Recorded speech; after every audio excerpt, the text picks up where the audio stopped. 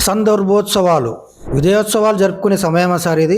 జనాలు కష్టాల్లో ఉన్నారు, తీవ్ర ఇబ్బందులు పడుతున్నారు. హామీల అమలుతో ఆదుకోండి, భరోసానివ్వండి. రైతు భరోసా రిలీజ్ చేయండి, రుణమాఫీ సంపూర్ణం చేయండి, 4000 పింఛన్ అమలుకు క్లారిటీ ఇవ్వండి. రోమ్ చక్రవర్తి ఆలోచనలు చేయకండి. ఇలా ఏడాది పూర్తయిందో లేదో అలా విజయోత్సవాలు జరుపుకోవాలని డిసైడ్ అయ్యింది కాంగ్రెస్ సర్కార్. బట్టి ఇవాళ దీనికి సంబంధించిన షెడ్యూల్ ఒకటి ప్రకటించేశాడు కూడా. నవంబర్ 14 నెహ్రూ పుట్టినరోజు నుంచి మొదలుకొని డిసెంబర్ 9 సోనియా బర్త్డే వరకు విజయోత్సవాలు జరుపుకోవాలట. అసలు రాష్ట్రంలో ఏ సెక్షన్ పీపుల్ సంతోషంగా ఉన్నారని భావిస్తున్నారు మిస్టర్ బట్టి గారు? అధిష్టానానికి మీరంతా వీర విధేయులు కావచ్చు. ఛాన్స్ వస్తే ఏదైనా చేసి రుణం తీర్చుకునే ప్రయత్నం చేయడంలో తప్పులేదు. కానీ ఇప్పుడు కావాల్సింది ఇది కాదు, సంపూర్ణ రుణమాఫీ.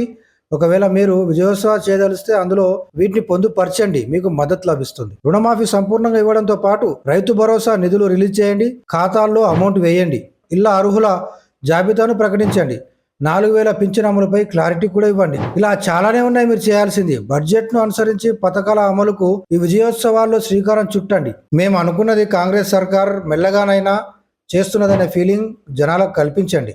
ఏడాది కూడా పూర్తి కాకముందే కొండంత వ్యతిరేకత నెత్తిన మోసే మీరు ఆ భారం కొంచెమైనా దించుకోండి. మూసి వెంట పరుగులు ఆపండి. రాష్ట్ర ప్రజలందరికీ ప్రయోజనాలన్నీ ఈ మూసితోనే ముడిపడి ఉన్నాయనే రేంజ్ లో సీఎం రేవంత్ రెడ్డి వ్యవహరించడం మానుకోమని కూడా చెప్పండి. అదే పనిగా ప్రతిపక్షాల వెంట పడి మూసి రాజకీయాలు చేయడం ఆపేయమనండి. మీకు ప్లానింగ్ ఉంది కదా, దాన్ని అనుసరించి సైలెంట్ గా మూసి పనులు చేసుకుంటూ పోండి. ఆ కంఠశోష వచ్చేలా బుల్డోజర్లతో తక్కిస్తా, మూసిలో ముంచుతా, ఎందుకీ బాలయ్య బాబు డైలాగులు ఏవగింపు కలిగేదాకా చూడకండి. జనాలను చేరువయ్యేందుకు ఇంకా చాలా సమయం ఉంది. అలా అని తిట్లదండకాలు, శాపనార్థాలకు ఛాన్స్ ఇవ్వకండి. ఏదో పేపర్లో చదివిన సన్నాలకు బోనస్ 500 ఇచ్చేందుకు 1000 కోట్లు రెడీ చేసుకుంటున్నట్టు కదా. అగో గిసొంటి పనులు చేయండి ఈ విజయోత్సవాల్లో. జనాల నాడి అర్థం చేసుకోరి. మీరు కేసీఆర్ లెక్కనే పోయి బొక్కలో పడకుండ్రి.